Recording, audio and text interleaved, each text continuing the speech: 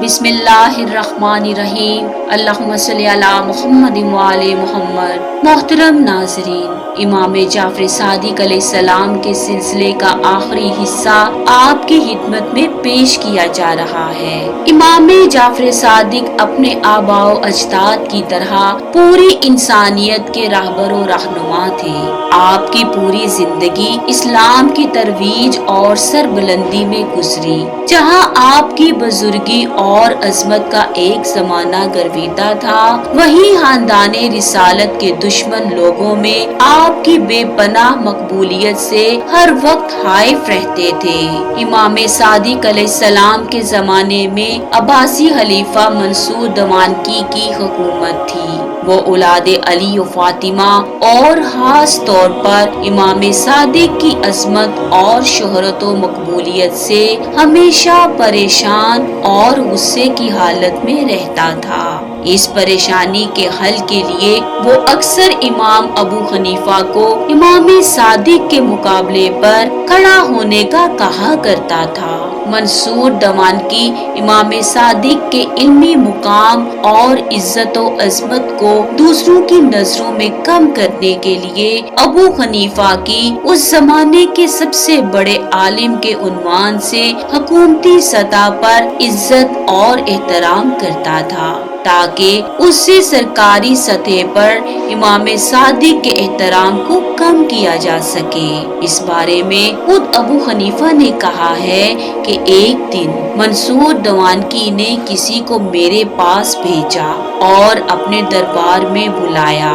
जब मैं खलीफा के पास पहुंचा तो उसने मुझे देखते ही कहा कि ए अबू हनीफा, लोग इमाम जाफर इब्ने मोहम्मद से बहुत मोहब्बत और उसका बहुत एहतराम करते हैं। मुआशरे में उसका अदबो एहतराम रोज बरोज ज्यादा होता जा रहा है। तुम जाफर इब्ने मोहम्मद की इज्जत और एहतराम को लोगों की नजरों में कम करने के लिए इस तरह करो कि चंद मुश्किल और पेचीदा इल्मी मसलों को तैयार करो और एक मुनासिब वक्त पर उससे ये सवालात पूछो, ताकि वो इन सवालात का जवाब ना दे सके और इस तरह से लोगों के दिलों में उसकी मोहब्बत कम हो जाएगी और लोग उससे दूर हो जाएंगे।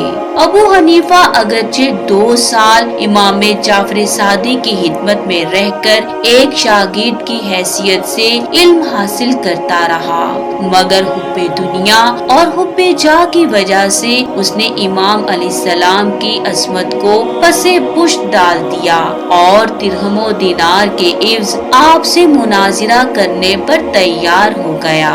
अबू हनीफा कहता है कि मैंने खलीफा के हुक्म के मुताबिक 40 मुश्किल इल्मी मसलों को तैयार कर लिया। जिस दिन खलीफा मंसूर हीरा के मुकाम पर था, उसने मुझे अपने पास बुलाया। जब मैं वहाँ गया तो मैंने देखा कि इमाम जाफर इब्ने मोहम्मद खलीफा मंसूर के दाएं तरफ बैठे हैं। जब मैंने उनको देखा तो उनकी जलालत और रौब का मुझ पर इतना असर हुआ कि मैं उसे बयान नहीं कर सकता। इतना रौब तो खलीफा मंसूर को देखकर भी मुझ पर तारी नहीं हुआ था।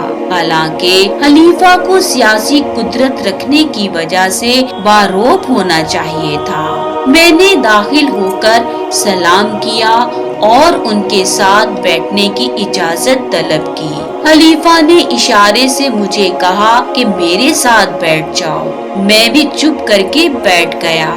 इस पर मंसूर अब्बासी ने जाफर बिन मोहम्मद की तरफ देखा और उनसे कहा कि ए अबू अब्दुल्लाह, ये अबू हनीफा हैं। उन्होंने जवाब दिया, हाँ मैं इसको जानता हूँ। यह तहसील इल्म की खातिर मेरे पास 2 साल कयाम कर चुका है। फिर खलीफा मंसूर ने मुझसे कहा कि ए अबू हनीफा, अगर तुमने कोई सवाल पूछना है तो अबू अब्दुल्ला जाफर इब्ने मोहम्मद से पूछ लो।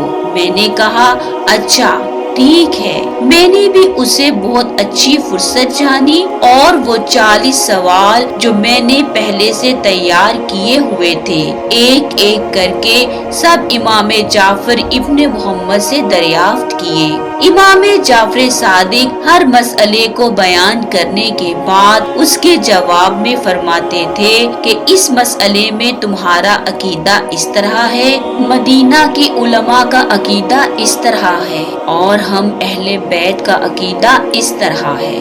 बाज मसाइल में इमाम की राय हमारी राय के मुताबिक थी और बाज मसाइल में मदीना के उलमा की राय के साथ मवाकिफ थी और कभी इमाम की राय हर दो फरीकैन के मुखालिफ होती थी। इस सूरत में इमाम तीसरी राय को इंतखाब करके बयान किया करते थे। मैंने तमाम 40 मुश्किल सवाल के जो इंतखाब किए थे, एक एक करके सबको इमाम जाफर इब्ने मोहम्मद से पूछा तो उन्होंने बड़े आराम और तहम्मुल से इन सवालात के मुझे जवाबात दिए।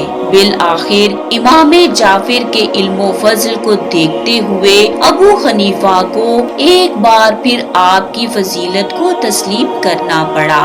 उसकी जुबान से बेख्तियार निकल पड़ा, बेशक आलम तरीन वो बंदा है कि जिसको इल्मी मसाइल में मुख्तलिफ उलमा के नजरियात का इल्म हो, और क्योंकि जाफर इब्ने मोहम्मद बिल्कुल ऐसे ही हैं, बस आप इल्मे नबी के वारिस और अपने जमाने के सबसे बड़े आलिम हैं। एक मर्तबा का जिक्र है कि हजरत इमाम जाफर सादिक ने अबू हनीफा से पूछा कि अक्लमंद की तारीफ क्या है। उन्होंने जवाब दिया कि जो अच्छाई और बुराई में तमीज कर सके। आपने इरशाद फरमाया कि ये तमीज तो जानवर भी कर लेते हैं, इसलिए कि जो उनकी खिदमत करता है उसको नुकसान नहीं पहुंचाते और जो उनको तकलीफ देता है उसको इज़ा पहुंचाते हैं और काटने को दौड़ते हैं। ये सुनकर अबू हनीफा ने पूछा कि फिर आप अक्लमंद किसको शुमार करते हैं।